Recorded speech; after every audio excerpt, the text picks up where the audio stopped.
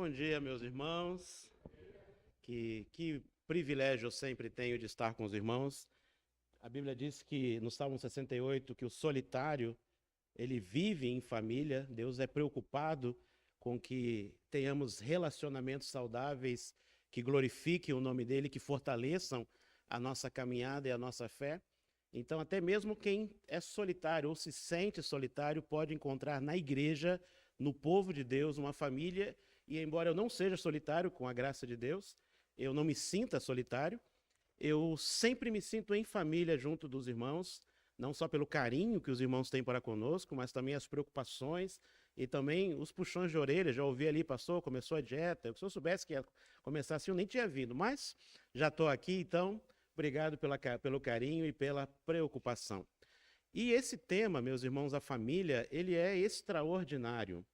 Nós, quando abrimos o livro de Gênesis, nós percebemos que Deus diz que não é bom que o homem esteja só, e há ali a providência para um relacionamento. Há uma ação de graça do Senhor nosso Deus, trazendo ao primeiro homem, a primeira mulher, e formando assim o primeiro lar. E quando nós olhamos para a consumação de todas as coisas, olhando para o livro de Apocalipse, que embora muitos tenham medo deste livro, esse livro não é um livro para nós termos terror, por causa dos símbolos, das imagens.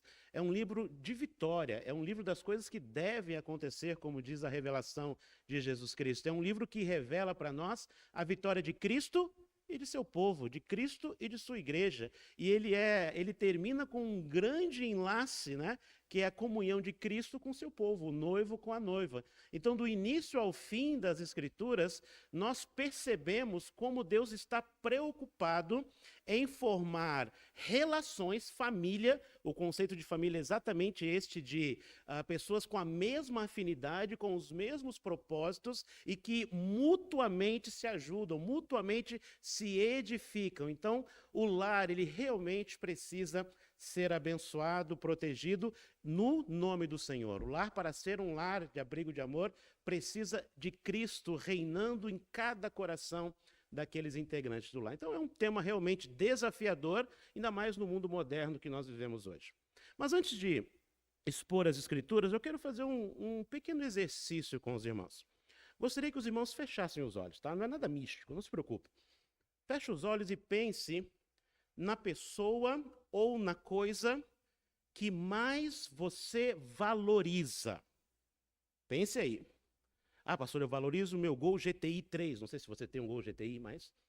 eu valorizo o meu trabalho. Não sei. Eu valorizo a minha mãe, o meu tio, sei lá. Pense aí, casados, solteiros, crianças, jovens. Pense naquilo ou na coisa que você mais valoriza. Você pensou já? Então olha para mim. Se você é casado e não pensou no seu cônjuge, você tem um problema. Você tem uma mente que talvez neste momento não esteja pensando a partir das Escrituras. O escritor de Hebreus, ele encerra o seu livro dizendo que honrado, venerado, valorizado, acima de qualquer coisa, seja o quê? O casamento. Se você é solteiro ou jovem que ainda mora com os seus pais e não pensou que a pessoa que você deve honrar mais é o seu pai e a sua mãe, você também tem um problema. Porque a Bíblia manda os filhos honrarem seus pais. Esse é até o 7º mandamento, não é isso?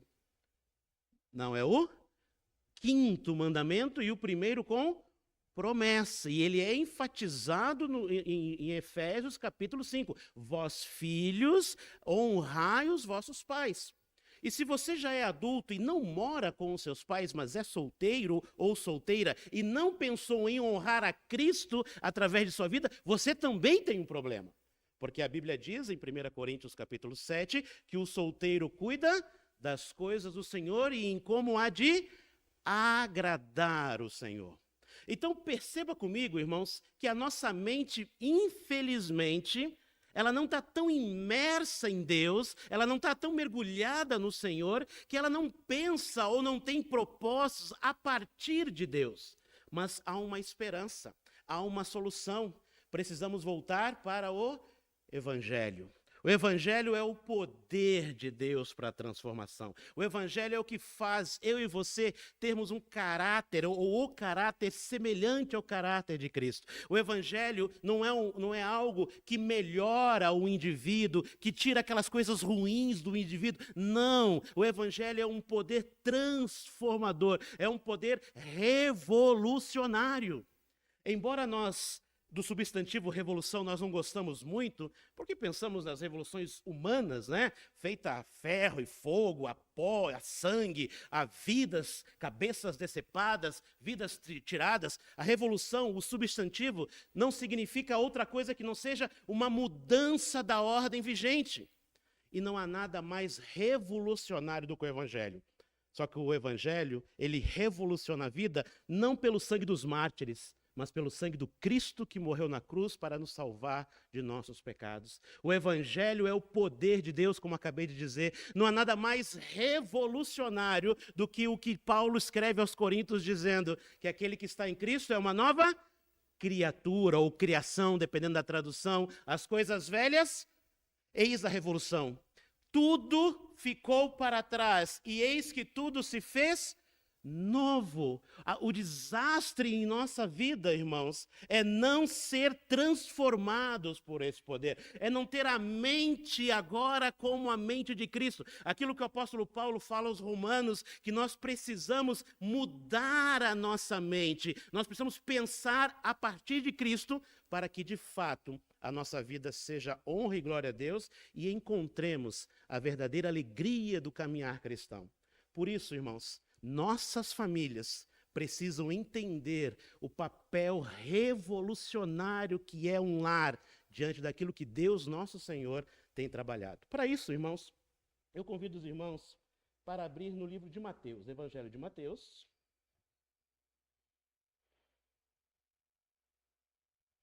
Eu gostei do relógio lá, agora eu não vou passar do tempo, a não ser que eu feche os olhos para o relógio. Quando alguém começar a bocejar, eu paro. Tá, mas se tu começa a dormir rápido, aí não conta, tá? Mas aqueles que são mais zelosos, quando eles começarem a dormir, aí eu acho que eu vou parar. Pode ser assim? Não, é ruim. Então, daqui a uns 40 minutos eu acho que eu paro. Mateus, capítulo de número 19. Porque a minha ideia, irmãos, é tratar da família, como é o tema, e eu achei extraordinário aquilo, extraordinário. Extraordinário. Eu pensei algo parecido lá em Caxias, pensando numa videira. O pastor estava trazendo algumas ideias para mim, e como frutos, e eu não sabia como fazer. Eu gostei demais, realmente. Como ele disse, se a tua foto ainda não está ali, tenho certeza, eu guardei uns quadrinhos, não ajudei a colocar, cheguei depois, fiquei muito triste. Nossa, pá, eles ficaram 3 horas fazendo aquilo. Digo, por que eu não cheguei mais cedo? Não deu tempo. Mas eu sei que tem ainda quadros para colocar, e eu achei realmente extraordinário isso.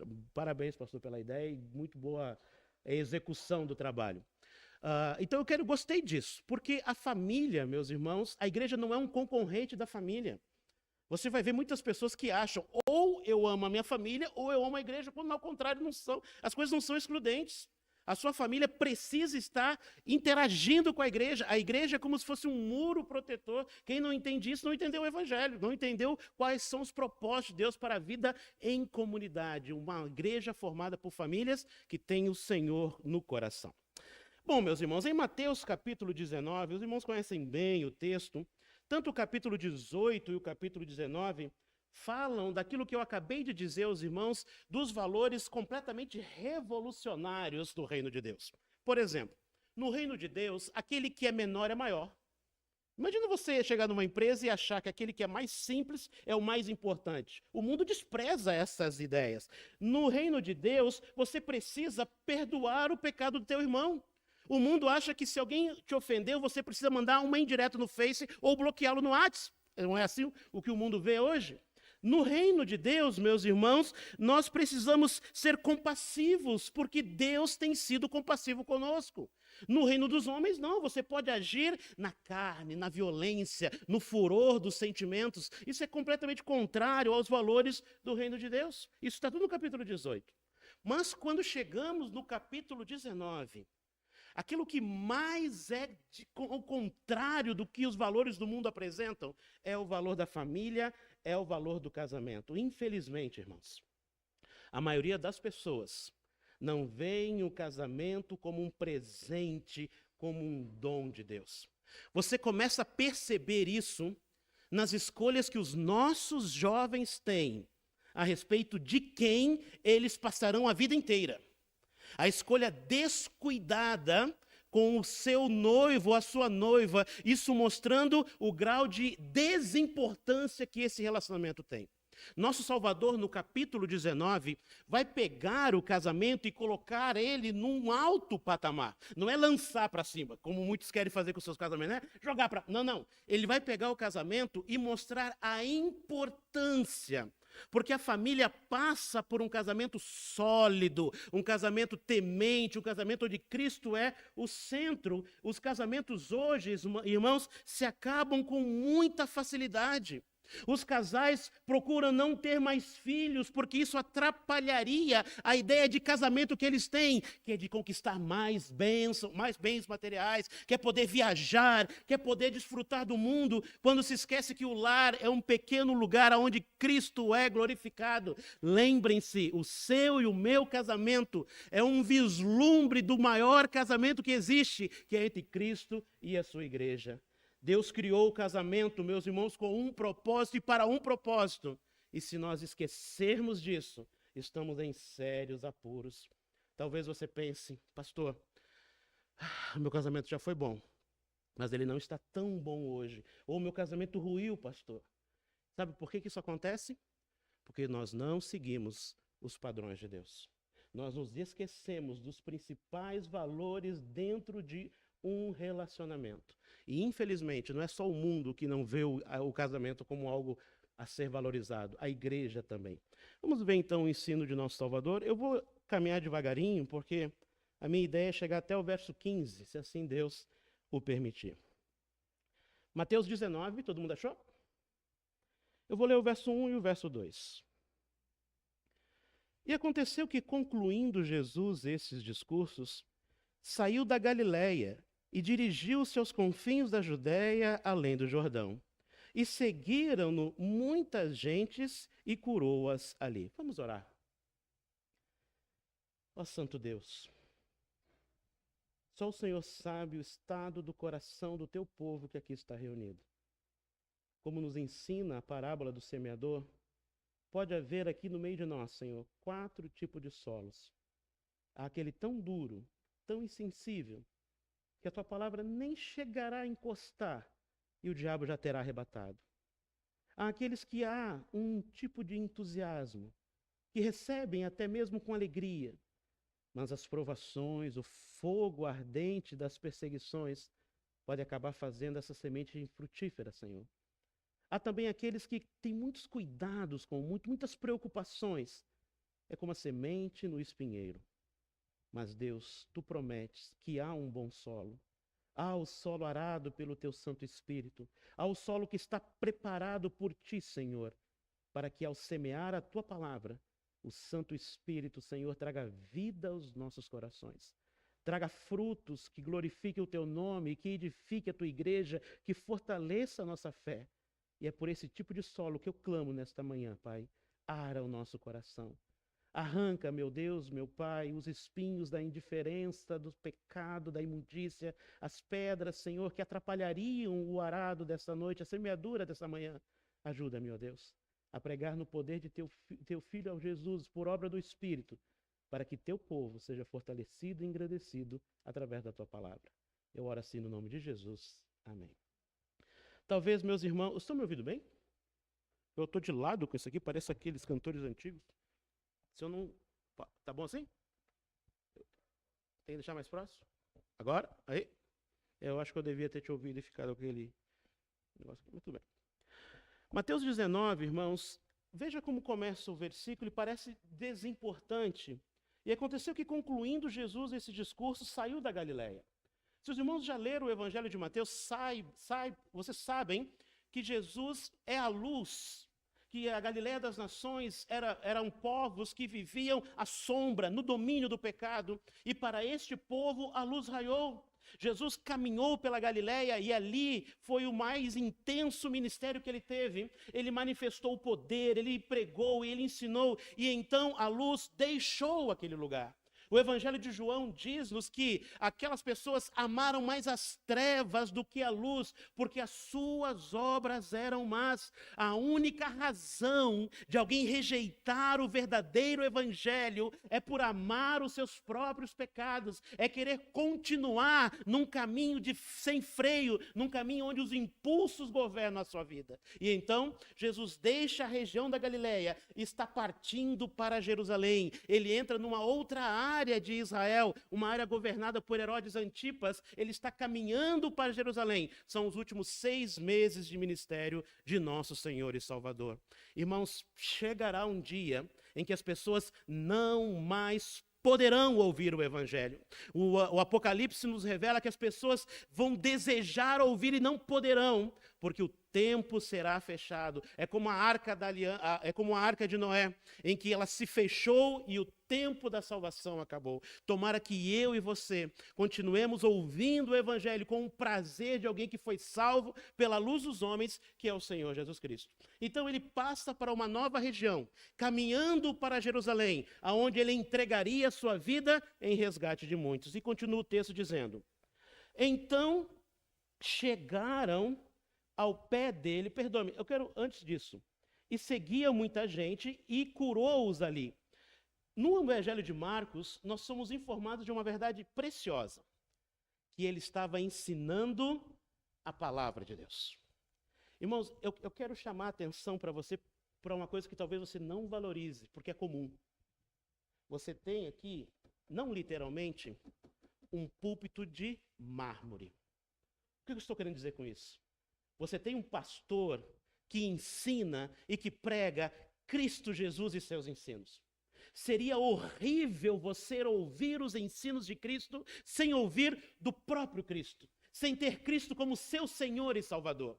A maioria dos púlpitos hoje, irmãos, são púlpitos feitos de palha, aonde é o desejo do homem, o anseio do homem, aonde as pessoas são apenas distraídas, mas não são confrontadas pela verdade, não são edificadas no temor do Senhor. Agradeça a Deus, você tem alguém, e não é porque é meu amigo, porque eu tenho outros amigos que eu não poderia dizer isso, é porque tem alguém sério nas Escrituras. Você tem quase um mestre, mestrado está fazendo, né, meu amado irmão?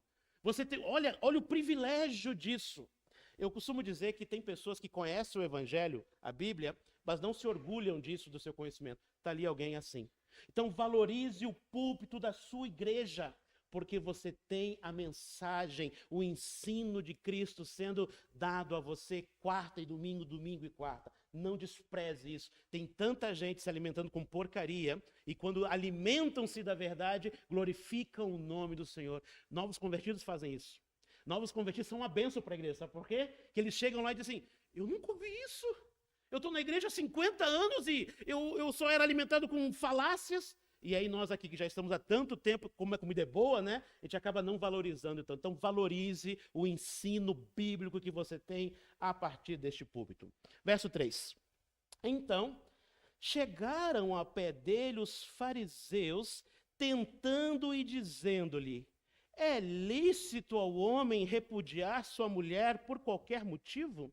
Irmãos, essa pergunta ela é realmente perigosa. Como eu disse aos irmãos, nosso Salvador ele está agora numa região onde João Batista foi preso e depois decapitado. Eu gostaria que alguém lesse para mim Marcos 6, versículos 17 e 18. Quem lê para mim? Marcos capítulo 6, versículos 17 e 18.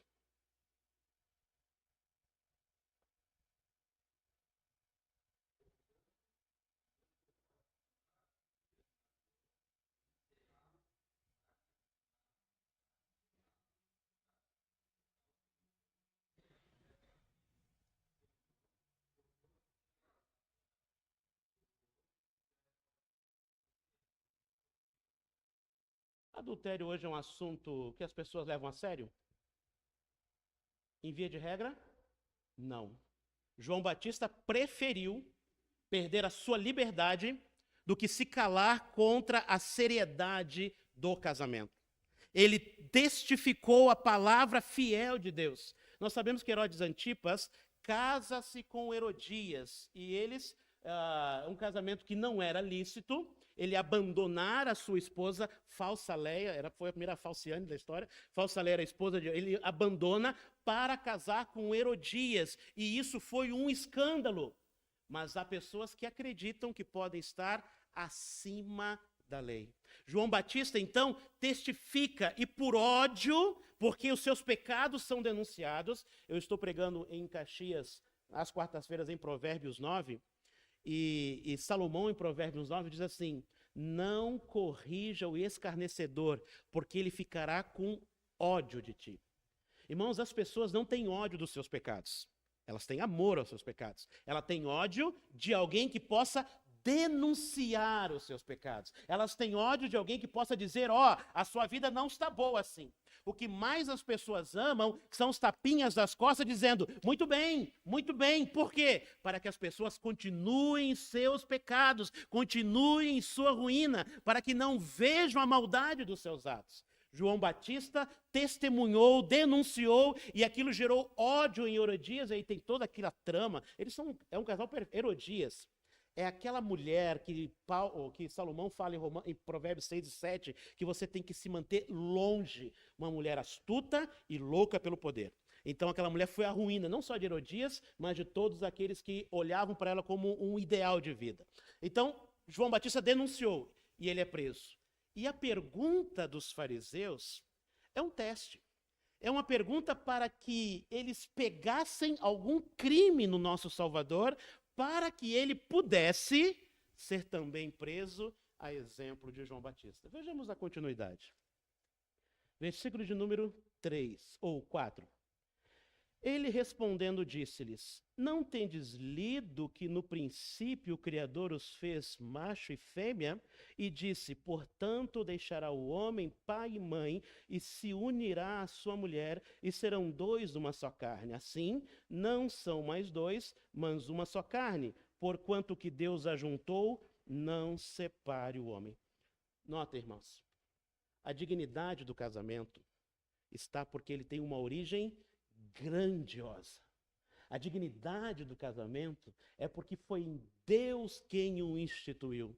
Deus é a testemunha de todo e qualquer envolvimento entre um homem e uma mulher. Deus é a testemunha de todas as alianças debaixo do céu. E ele diz pela boca de seu profeta: eu odeio o divórcio.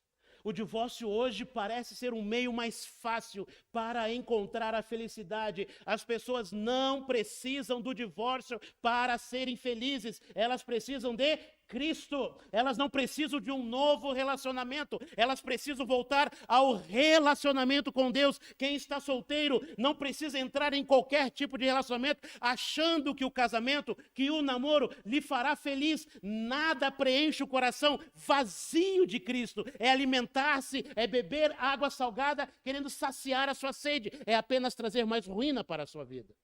Na ideia dos judeus, havia duas escolas de pensamento, como até hoje. Aqueles mais rígidos, que diziam que você não podia separar de jeito nenhum, a não ser por causa de prostituição. E havia os teólogos liberais, eu brinquei com o pastor Wesley, os teólogos liberais estão aí, há anos. Sabe o que o teólogo liberal faz? Ele pega a santidade de Deus e põe aqui embaixo, para que você se sinta bem. Porque um Deus muito santo, um Deus muito justo, pode fazer com que você não queira se aproximar dele. E é exatamente essa imagem que ele quer ter que você tenha dele. Quando Deus tirou Israel do Egito e conduziu Israel até ao pé do Monte Sinai, o que Israel fez? Festa ao Senhor! Não. Quando eles acharam que o Senhor não estava lá, isso era uma festa. Foi o primeiro carnaval da história. Mas a grande visão que eles tiveram de Deus era de um monte fumegando, um monte em trevas, o relâmpago, porque era a santidade de Deus sendo manifestada. Aí nós vamos para o escritor de Hebreus, que diz para nós assim: nós não chegamos a este monte que fumega, mas chegamos a Cristo, nosso Senhor e Salvador. Nós não precisamos ter medo, mas o temor e a reverência devem existir por causa da santidade do Deus a quem nós servimos. Então os judeus, eles pegaram o casamento e colocaram ele lá embaixo. Flávio Joséfo, os irmãos devem ouvir falar dele várias vezes, um dos maiores historiadores judeus. Ele tem a pachorra de dizer o seguinte: eu me separei da mulher que me deu 3 filhos. Sabe por quê? Porque achei uma mulher mais bonita do que ele. Olha qual era o pensamento dos judeus, os teólogos liberais. Então Jesus vai dizer o seguinte: você não deve divorciar-se. Você deve preocupar-se em agradar a Deus, mesmo em momentos difíceis. Deixa eu tentar explicar, vamos ver. Continuando o verso 7. Disseram-lhe eles: então por que ordenou Moisés dar-lhe carta de divórcio e repudiá-la? A culpa é de quem então? Sempre a culpa é de alguém, né? A culpa é minha, eu ponho quem eu quiser. Essa é uma regra comum dos homens. Olha o que Jesus diz. Disse-lhe ele: Moisés, por causa da dureza do vosso coração, vos permitiu repudiar vossa mulher. Mas ao princípio não foi assim. Deixa eu explicar uma coisa. Você não encontra um único mandamento sobre o divórcio na Bíblia. Nem um só. A ideia, a interpretação errada do livro de Moisés trouxe essa ideia que Moisés ordenou. Vamos pensar o seguinte. Sabe qual tem sido a ruína dos lares das igrejas? Filhos. Filhos têm sido a ruína. Não porque filho é ruim, por favor, mas porque por falta de temor, as crianças elas não seguem o caminho da santidade.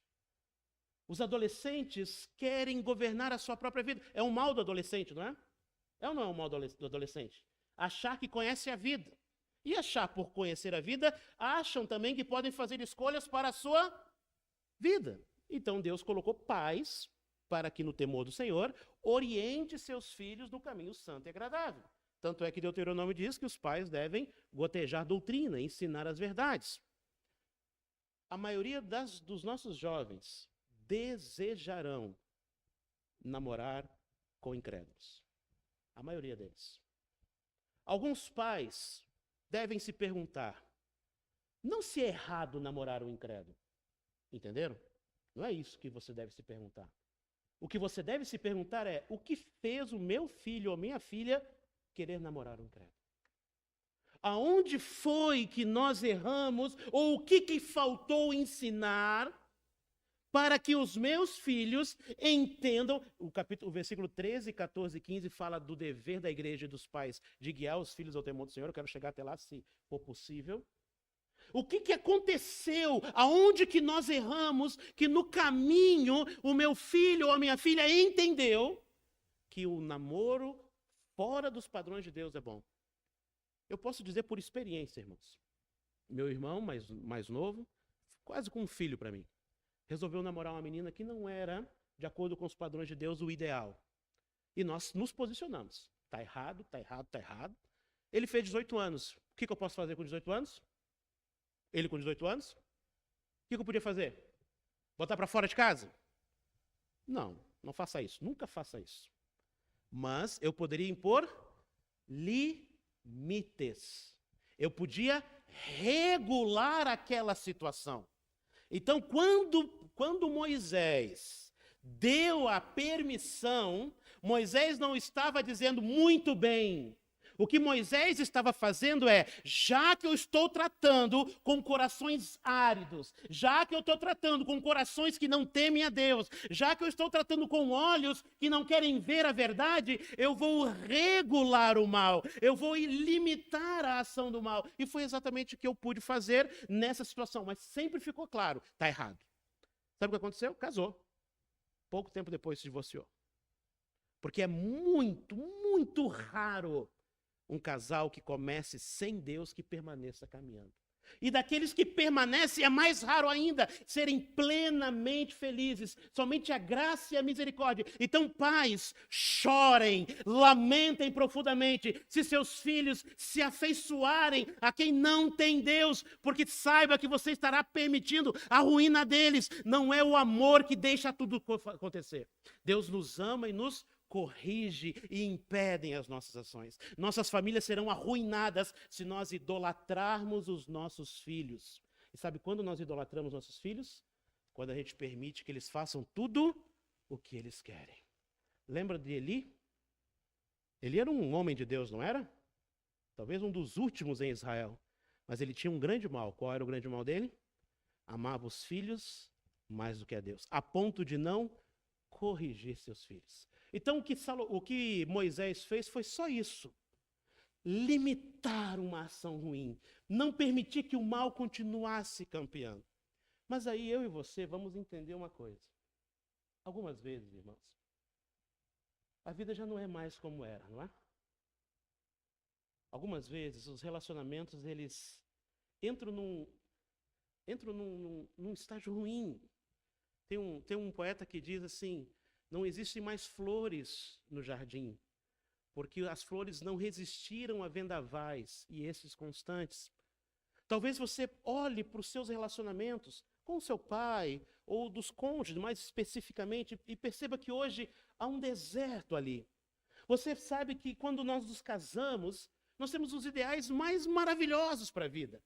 Nós fazemos sonhos, nós fazemos projetos, nós encontramos alegria, é fantástico estar casado, é bom estar casado, mas a realidade, irmãos, se impõe. O imprevisível acontece. E quando nós percebemos, então, aqueles ideais vêm à ruína, e aquilo que deveria ser a nossa maior alegria tem tornado a nossa maior tristeza. O que fazer? Vem comigo para Gênesis 3.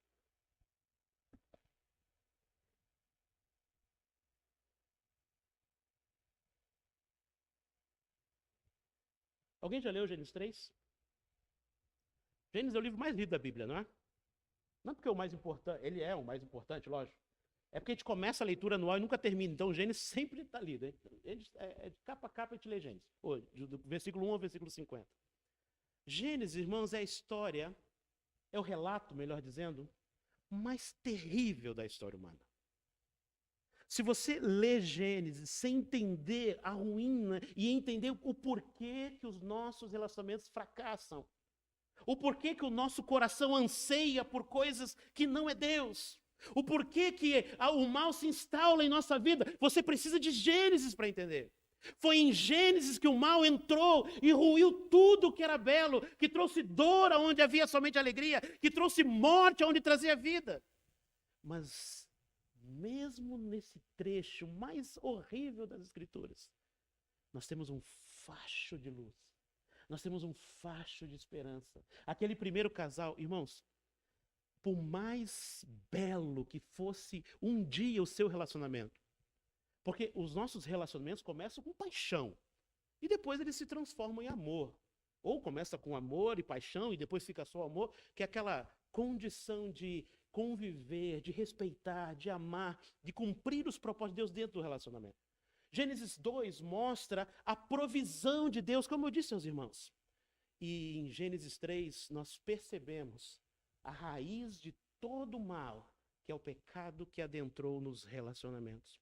E então em Gênesis 3,15 nós temos o vislumbre da graça. E porei inimizade entre ti e a mulher, e entre a tua semente e a sua semente.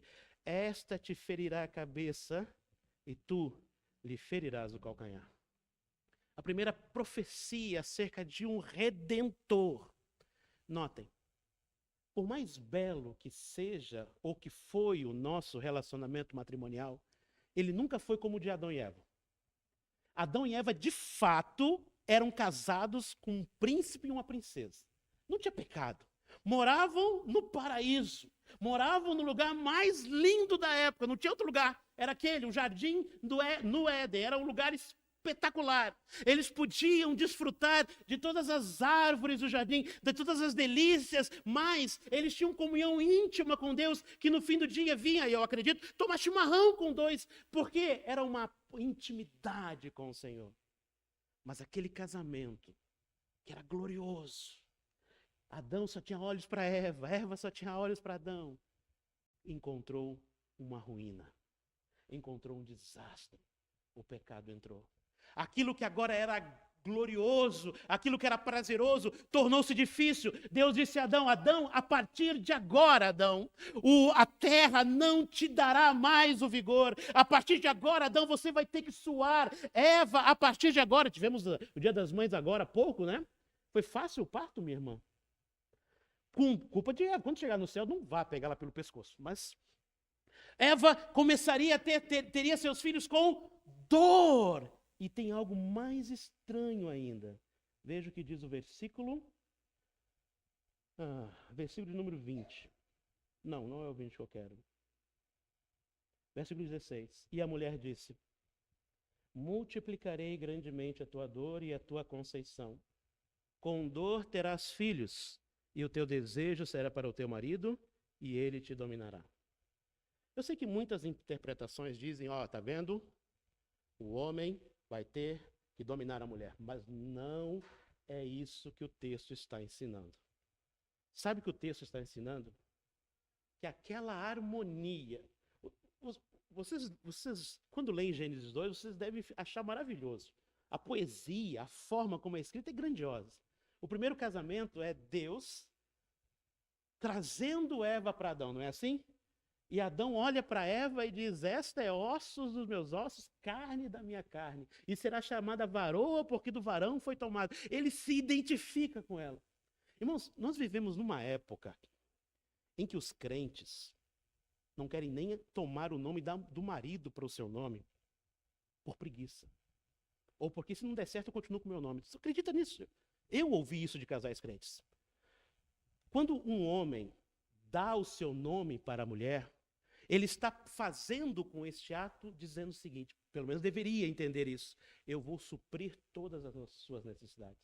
Eu serei presente na sua vida. Eu serei o seu companheiro, não para lhe dominar, mas para liderar-lhe, para estar ao teu lado no momento da dor ou da tristeza. Quando a mulher toma o nome do marido, ela está colocando sobre a missão. Submissão significa sob a missão de ajudar esse lar a ser edificado no temor do Senhor. Então Deus colocou isso no casal. Adão entendeu isso e eles caminhavam juntos. Eles não tinham nada que rixa. Cada um não tinha o seu celular, cada um não tinha a sua conta própria, cada um não tinha os seus amigos. Eles não tinham vidas separadas, eles tinham vidas juntas. Mas entrou o pecado. E agora, aquilo que caminhava no mesmo propósito, parece que caminha um contra o outro. É por isso que nós não podemos casar com incrédulos. Porque só a graça de Deus capacita-nos a amar e perdoar pecadores tão grandes como eu e você, dentro de um relacionamento. Adão ouviu e Eva ouviu de Deus. Agora, aquilo que era glorioso tem um inimigo. O desejo da mulher naturalmente será de rebelar-se contra a missão. E o desejo do homem será naturalmente de impor a sua vontade. Logo, o casamento precisa da graça de Deus, senão ele não se mantém. Mas continua, olha o texto. Verso 20. E chamou Adão o nome de sua mulher Eva, porque ela era a mãe de todos os viventes. E fez o Senhor Deus a Adão e a sua mulher túnicas de peles e o vestiu. Deixa eu falar uma coisa para os irmãos que estão passando dificuldade nos seus relacionamentos ou se sentem sós. A nossa tendência, quando as coisas estão ruins, é desistir. É abandonar. É querer viver para nós mesmos. Olha o que Adão está fazendo aqui. E eu concordo com o Granconato quando ele usa esse texto para dizer isso. Lembre-se, quando você se casou, você assumiu um dever diante de Deus e do teu cônjuge. Amém? Amém ou não? Você tem um dever. Primeiro, é a sua aliança com Deus que governa a sua aliança com o seu cônjuge. Amém? Se você não tem uma aliança com Deus, fatalmente a aliança com o seu cônjuge será frágil, a ponto de se quebrar. Então Adão, agora ele tem dificuldades no relacionamento com a sua esposa. Ele vivia um paraíso e agora literalmente ele vai viver um inferno, porque ele realmente mudou o patamar do relacionamento. Do dia para a noite. Os nossos relacionamentos vão mudando ao longo dos anos. Mas Adão experimentou isso do dia para a noite. Mas ele ouviu. Sabe o que Adão ouviu? Adão ouviu a palavra de Deus. Amém? Você percebeu que ele ouviu a palavra de Deus ou não? Olha o que ele está dizendo. E chamou Adão o nome de sua mãe, Eva, porque ela era a mãe de todos os viventes. Aonde que ele ouviu isso? Em Gênesis 3,15. Deus disse para Eva que através da semente dela viria o Redentor. Então Adão pensou o seguinte: vem cá, eu não vou morrer. Não é agora. Eva terá filhos. A palavra de Deus está dizendo que ainda temos esperança. Então ele creu nisso. Homens e mulheres, nos dias difíceis, creia na palavra de Deus. Não creia nos seus sentimentos. Não creia nas suas estratégias. Não bole nada fora do plano de Deus para melhorar o seu casamento. Ah, pastor, eu vou fazer alguma coisa extraordinária. Vou fazer uma viagem. Vou apimentar a relação. Não! Apenas creia. Apenas confie. Apenas cumpra o seu dever diante de Deus e do seu cônjuge. Na esperança de que a palavra de Deus se cumprirá. Faltam essas duas coisas em nossa caminhada cristã. Cumprir o nosso dever e manter a nossa esperança. E onde está a esperança? Verso 21. E fez o Senhor Deus a Adão e a sua mulher túnicas de peles e os vestiu. Espera aí. Quantos dias levou a criação? Quantos dias? 6, né? Em 6 dias criou os céus e a terra e tudo que nele há, certo? Ao 7º dia ele descansou. Não porque ele estava cansado, né? Uma vez eu ouvi um ateu refutou Deus com esse versículo. Porque se Deus é Deus, ele não podia cansar e ele descansou. Está na Bíblia. Olha que tolice. Tem muita coisa que Deus fez, não foi para ele, foi para nós. Foi para que seguíssemos o seu exemplo. Deus não ficou cansado como eu estou cansado agora. Ele apenas mostrou que o 7º dia era um dia para relacionar-se com o Criador. Mas tudo bem. 6 dias fez o Senhor. Mas aqui está dizendo, e fez. É interessante que o verbo usado no hebraico aqui não é o mesmo usado em Gênesis, os verbos usados em Gênesis são fazer algo sem que exista matéria-prima. Imagina você dizer, faz um bolo. Beleza, eu preciso de várias coisas para fazer o bolo, né? Ovo, pó químico, leite, farinha, essas coisas. Agora, quando você usa o verbo faz o bolo e tem os materiais, seria um tipo de verbo. Aqui o verbo é assar. Desculpa se eu estou falando hebraico errado, o pastor depois me corrige. Que é fazer do que já existe. Mas a ideia é muito maior. Pensa comigo. A Bíblia diz que Deus é um socorro o quê? Não. Bem presente. Quando? Na hora da angústia. Então, em matéria de socorro, e isso eu quero que você preste bem atenção, meu amado. Deus está sempre fazendo algo para lhe socorrer. Deus continua trabalhando para lhe socorrer. Deus continua sendo um alto refúgio, uma torre forte. Eu continuo a me abrigar debaixo dele. E Deus pode socorrer o quê? O seu coração entristecido, as suas mágoas sem consolo, o seu relacionamento destruído. Há um Deus capaz disso. Como você crerá que esse Deus pode socorrer? Dever e esperança. Continue cumprindo o seu dever para com seu cônjuge. Mas, pastor, ela não corresponde. Mas, pastor, ele não corresponde. Lembre-se, diante de Deus, a graça pode ser suficiente para fazer a mente de alguém ser transformada.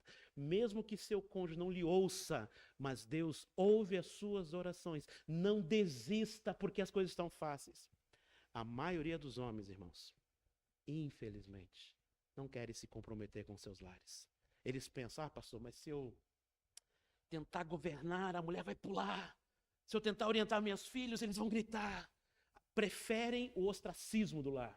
Preferem deixar as responsabilidades e sobrecarregarem as suas esposas. Não, cumpra o seu dever, cumpra o seu chamado. Um homem piedoso lidera em amor. É diferente de mandar. A maioria das pessoas quer mandar em casa.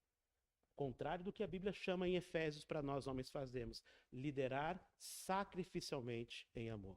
Então, percebe por que o divórcio é algo impensável? Imagine se Adão e Eva tivessem divorciado, o que aconteceria? Nem eu nem você estaremos aqui.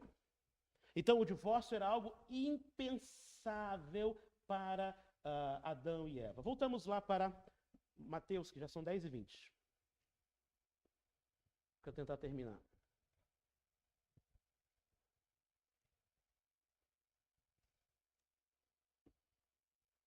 Continuando.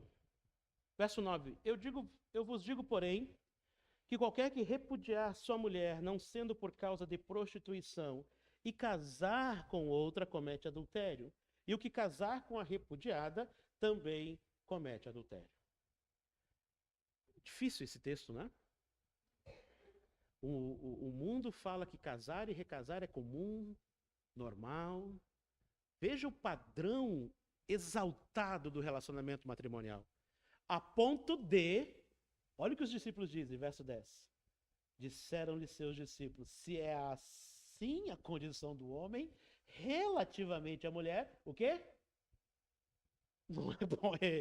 Irmãos, lembre que os discípulos de nosso Salvador, há uma ideia de que somente Pedro era casado e que os outros eles não estavam na idade de casar ainda. Então eles poderiam estar desejosos de um relacionamento ainda. E aí, na teologia da época, nos pensamentos da época, como eu disse, havia duas linhas de pensamento. A mais liberal dizia, se a tua mulher fizer algo que você não goste, ou se a mulher achasse o marido muito rabugento, né, poderia divorciar sem problema nenhum. Então eles entravam no relacionamento já com uma carta na manga. Se não der certo, a gente se abandona. Uma vez eu participei de um casamento cristão, em que a esposa e o noivo estão indo embora, e o pai diz assim, ó, se não der certo, volta, filha. Meu Deus, o que é isso? Na igreja, nem deixou passar pela porta. Isso ensina-nos aquilo que Deus lá em Gênesis deixará o pai e a mãe e se unirá à sua esposa. Homens e mulheres que continuam com um relacionamento afetivo e amoroso dependente de seus pais, mais do que do seu cônjuge, estão arruinando a sua vida familiar. A dependência emocional e amorosa passa do primeiro relacionamento para agora o último, que é o casamento, que é o matrimônio. Muitos pais não entendem isso e querem estar ali, né? Presente na vida dos filhos, mesmo estes depois de se casarem. Isso pode trazer prejuízo para essa nova família. Então tem muitos casais que encontram dificuldade no seu relacionamento porque não conseguem divorciar-se do relacionamento com seus pais. Não estou dizendo para abandonar pai e mãe, para não honrar pai e mãe, não é isso. Mas passa a ser o principal relacionamento aquele com quem você entrou numa aliança diante de Deus. Então os discípulos ficaram assim, e agora? Se eu não posso me separar por qualquer motivo, logo é melhor eu nem me casar. E aí Jesus vai dizer uma verdade preciosa para nós. Quem lê para mim o verso de número 11? 19 e 11. Quem lê para mim?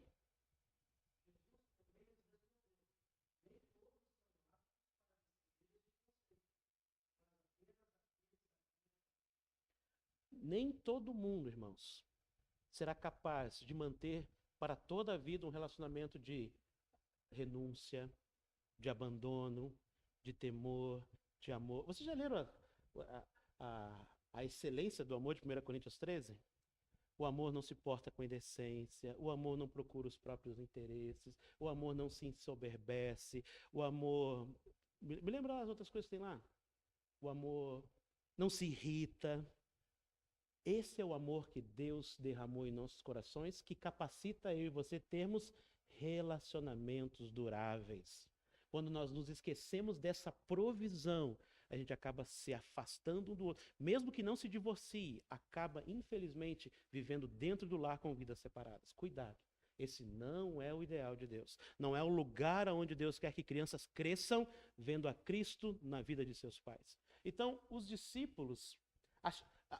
Havia uns ditados naquela época que era assim, uma má mulher é como uma lepra. Se divorcie e cure da lepra. Olha o pensamento judeu da época. Alguém que casou mal vai para o céu, porque já purificou os seus pecados no relacionamento. Era isso que eles pensavam. O que eles fizeram com o casamento? Lá embaixo. É nada. Não vale nada. E Jesus está colocando ele num patamar altíssimo. E veja o que Jesus vai ensinar. Verso 12. Porque há eunucos que assim nasceram do ventre da mãe, por algum problema congênito, nasceram com algum problema no corpo. Há eunucos que foram castrados pelos homens, que era uma cultura muito comum da época. Os reis tinham os eunucos para cuidar dos seus haréns, então eles tinham os órgãos sexuais arrancados para poder cuidar das mulheres, dos reis. E há eunucos que se castraram a si mesmo por causa do reino dos céus. Os irmãos já ouviram falar de Orígenes? Orígenes, ainda quando jovem, leu esse texto E ele cometeu a atrocidade que foi de cortar os seus próprios membros, achando que era isso que esse texto estava ensinando. Mas não é isso que o texto está ensinando. Quero falar uma coisa para os jovens. Se você cuida das coisas do Senhor, você cuida das coisas do Senhor em santidade. O que o texto está ensinando não é você precisar castrar-se, ou arrancar parte do seu corpo, ou arrancar os seus olhos, ou a sua mão. Não. É você voluntariamente deixar de seguir os impulsos sexuais da sua vida, do seu coração. É você unir o coração ao temor do Senhor de tal forma que não cederá aos pecados das paixões, não cederá aos impulsos de precisar namorar escondido, namorar vendo pornografia, fazer as coisas que Deus odeia, como a prostituição sexual. Então o que o texto está ensinando é que aquele que a si mesmo, por causa do reino, olhe, não é você se castrar para ser do reino, é porque você é do reino, você, não literalmente, né, mas você se abstém de coisas sexuais. Paulo chega a dizer a Timóteo, dizendo o quê? Foge das paixões da mocidade. Então o texto não está ensinando a castrar-se, mas está ensinando a castrar o desejo, abandonar o desejo. E isso não pode ser uma regra. Todos têm que ser celibatários. Isso não é bíblico, mas alguns viverão para Deus e viverão felizes. Tem muita gente solteira, mas vive com pecados imorais governando a mente. Não é isso que o texto está dizendo. Você pode viver para Deus solteiro, longe das influências do pecado sexual. O grande exemplo que nós temos é José no Egito. Ele podia ter todas as desculpas para dormir com a mulher de Potifar. Sabe o nome da mulher de Potifar? Já contei para vocês, né? Patifaria, né? A mulher era louca. Então ele diz, por que faria eu tamanho mal contra o meu Deus? Quando alguém não se abstém do pecado sexual, ele não está se importando com Deus, que é tudo ver. Mas continuando. Verso 13 a 15. Porque família tem crianças em potencial. Amém? Sim ou não? Em potencial tem. E aqui acontece isso. Trouxeram-lhe então, e esse então é maravilhoso, está juntando, parece que é o mesmo cenário. É a mesma conversa. Jesus está falando ali do divórcio, do casamento, colocando o casamento num patamar grandioso, e aí vem alguns com as crianças, não sei, mães, pais, pessoas que criam em Jesus. E ele diz o seguinte, então algumas crianças, trouxeram-lhe então algumas crianças para que lhes impusesse as mãos e orasse. Mas os discípulos os repreendiam. Jesus, porém, disse, deixai os pequeninos e não os estorveis de vir a mim, porque dos tais é o reino dos céus. Eu sei que também pode ter uma aplicação de vir à igreja. Eu sei disso. Porque muitas vezes é a preguiça dos pais que impedem os filhos de ouvirem o evangelho na igreja. É um dever dos pais congregar vigorosamente, né? Congregar com vigor. Mas não é só isso que é levar as crianças a Cristo. Também não é apresentar as crianças. Vai apresentar o Bernardo daqui a pouco, né? Não hoje, mas... Não sei se você tem os hábitos de apresentar crianças, nós temos lá. Então, o que é apresentar? É um hábito cristão de agradecer a dádiva vinda dos céus, né? Entender que aquilo é um presente de Deus. Mas veja, as crianças já estão na presença de Deus. Porque, como a gente já conversou outras vezes, o reino de Deus, me ouça, num sentido, ele precisa ser negado voluntariamente. Se você ler Romanos, capítulo 1, as pessoas viram, ouviram, mas rejeitaram. Preferiram adorar a criatura ao invés do Criador. Então é preciso que conscientemente, por isso é importante você tomar uma decisão para que isso ainda não tomou. Você conscientemente precisa confessar seus pecados. Conscientemente você precisa crer em Jesus Cristo. Conscientemente você precisa abraçar a fé no Filho de Deus que por ti morreu. Uma criança não tem condições ainda de ter todo esse entendimento. Não é que elas vão para o céu porque elas não têm pecado, e quem tem criança sabe que elas são pecadoras desde... A gente até acha engraçado os pecadinhos dela, né? Olha a ousadia, olha que legal. Quando vai crescendo vai ficando pior, mas aí a gente não acha tão bonito. Então as crianças não são sem pecados, mas elas ainda não têm a consciência clara pela luz do Evangelho para poder rejeitar ou crer no Evangelho. Por isso, nós temos que nos fazer como criança. Como é? Vocês viram o Bernardo? Uma hora que a irmã estava aqui, o Bernardo estava onde? lá no outro colo, tranquilo, completamente dependente de quem o segurava. Uma criança é assim. Você tem que ser assim em relação a Deus, completamente confiado nos braços do Pai, confiar que só Ele lhe salva e que Ele supre todas as suas necessidades. É por isso que Jesus usa uma criança como padrão. Mas, pais, quando vocês partirem daqui, e um dia nós vamos partir, embora que alguns querem ficar para a semente, né? Um dia nós vamos partir. E qual será o impacto na vida de nossos filhos quando nós partirmos? Nós poderemos dizer para eles, se Deus nos der esta oportunidade, sirva ao Deus a quem eu servir. Os seus filhos podem olhar e lembrem-se, é dentro do lar o maior teste do nosso cristianismo. Porque aqui ninguém briga um com o outro. Aqui não tem olhares de raiva uns para com os outros. Aqui não tem indiferença. Aqui tem sorrisos. Conta-se a história de um menino que queria morar na igreja. E aí o pastor perguntou para ele o porquê. Porque aqui meu pai não briga com a minha mãe. Meus irmãos, o seu lar precisa ser um lar abrigo de amor. Eu costumo usar essa expressão demais. Porque os nossos lares hoje são lares de indiferença, cada um no seu celular, cada um comendo sozinho, cada um com seus horários, cada um com as suas séries. Cadê a vida comum? O apóstolo Paulo escreve, o apóstolo Pedro, perdoe, dizendo, maridos, coabitai com a mulher com entendimento, morem juntos, não estejam debaixo do mesmo céu, do mesmo teto juntos. Há uma diferença brutal nisso. E infelizmente, irmãos, a nossa hipocrisia, a nossa falta de zelo com Deus, tem afastado as crianças do Evangelho. Os nossos casamentos fracassados fazem com que crianças não queiram crescer e se casar. Eu não quero o casamento do meu pai e da minha mãe. Você que é mais velho, nós que somos mais velhos, nós olhamos para o casamento dos nossos pais, em via de regra eram bons, não eram? No passado eram melhores os casamentos, parecia. Será que nossos filhos olharão para os nossos casamentos como nós olhávamos para o casamento dos nossos pais? Então é dever, irmãos, da igreja, de ajudar essas crianças a chegar na presença de Deus. Então na igreja você pode ajudar. Sábado tem coisa com criança aqui, não tem? Tem ou não tem? Crianças são importantes, irmãos. Extremamente importantes. Se preparem. Na escola dominical tem oportunidade. Mas sabe o que a gente às vezes não faz? Mas aí eu vou ter que abrir mão do meu tempo, eu vou ter que abrir mão das minhas coisas. Falta-nos então um senso de responsabilidade. As crianças são responsabilidade da igreja. Os lares e os pais têm a principal função, semear o evangelho. O evangelho deve ser ouvido pelos pais. Mas você não pode dar aquilo que você não tem. Se você não tem o evangelho governando seu coração, infelizmente você não conseguirá ensinar seu filho por meio de palavras e por meio de exemplos. E infelizmente, às vezes, por não ter o coração em Deus, a gente acaba ensinando legalismo para as crianças. Não faz isso que Deus não gosta. Não faz isso que Deus não vai gostar de ti. Olha que loucura. Não faz isso porque Deus te ama. Essa deveria ser a frase. Não faz isso porque isso desagrada o Deus que te amou e deu seu filho. Então não use palavras ou ações que não engrandeçam o nome de Deus. Concluindo, irmãos, em Efésios 5, por favor. Efésios 5. Eu convido os irmãos a ficarem em pé, por favor.